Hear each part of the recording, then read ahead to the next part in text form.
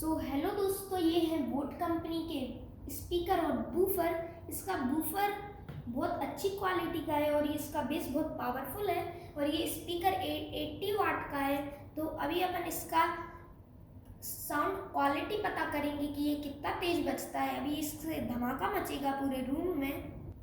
और ये मैंने फ्लिपकार्ट से ख़रीदा था बहुत सही प्राइस में।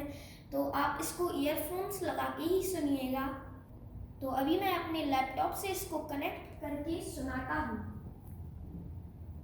तो मैंने इससे कनेक्ट कर लिया है, तो मैं अभी आपको चला के सुनाता हूँ।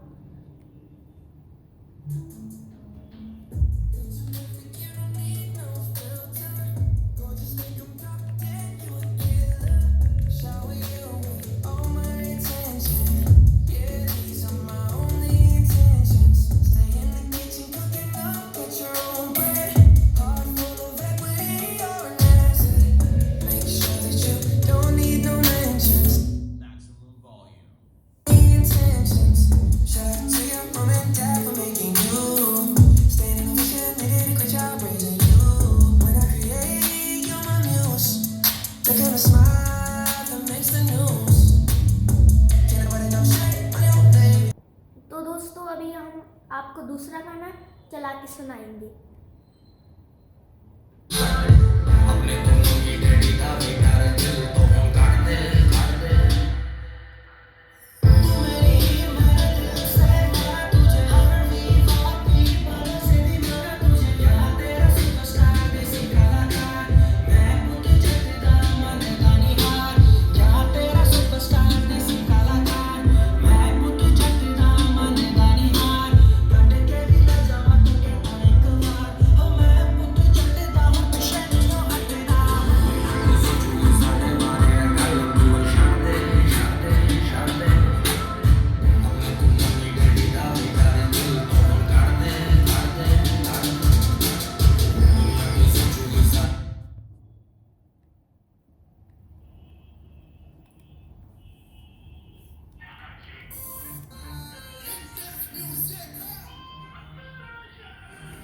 सच्ची अखा करता नी टीज मिठी है मिलते आ लोग दे के फीस मिठी है जिंदा नाल